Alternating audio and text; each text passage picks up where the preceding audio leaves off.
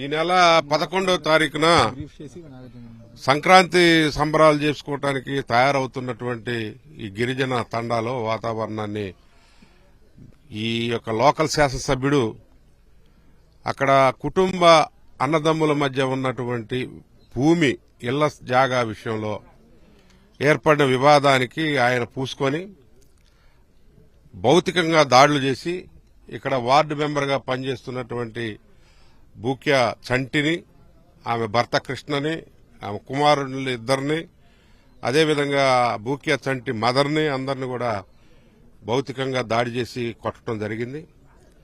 దానికి సాక్ష్యం కూడా పోలీసులు అక్కడే ఉన్నారు, ఈ బంధువులంతా ఇక్కడే ఉన్నారు.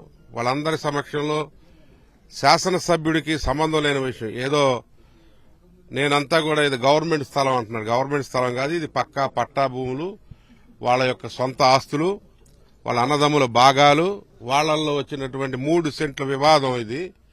దీన్ని ఆయన అవగాహన లేకోకుండా నేనేదైనా చేయగలనని దాంతో ఇప్పుడు మసిపూసి మారాడుగా నన్ను కూడా కొట్టడానికి ఈ కుటుంబమే వచ్చారంట. నేను కూడా గతంలో తెలుగుదేశం పార్టీలో ఉన్నప్పుడు నా మీద దాడి చేశారంట. ఎప్పుడు నా మీద దాడులు జరిగిన సందర్భం ఎప్పుడు లేదు.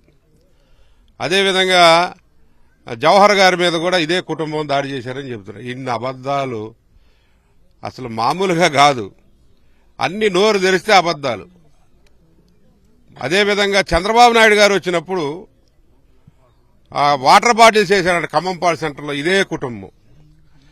ఈ పచ్చి అబద్దాలు ఏంటంటే మసిపూసి మారేడుగా చేయాలని, సమస్యని పక్కదోర పట్టించాలని, సమస్యని డైవర్షన్ చేసి డైవర్షన్ పాలిటిక్స్ చేస్తా ఉన్నాడు.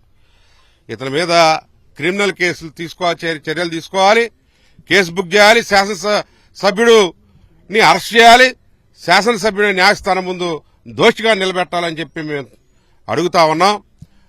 ఆ కుటుంబానికి న్యాయం జరిగేంత వరకు వాళ్ళ అగ్రిమెంట్ వాళ్ళ యొక్క అన్నదమ్ములు, అదేవిధంగా కుల పెద్దలు అందరూ కూడా ఒక అగ్రిమెంట్ రాసుకున్నారు. ఆ అగ్రిమెంట్ బయట పెట్టాలి.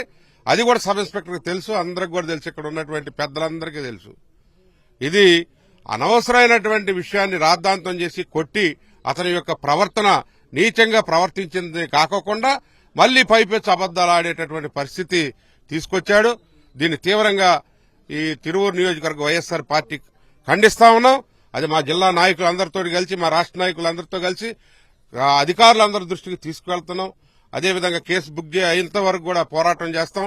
ఈ కుటుంబానికి, బూక్యా చంటి కుటుంబానికి న్యాయం చేసేంత వరకు కూడా పోరాటం చేస్తాం.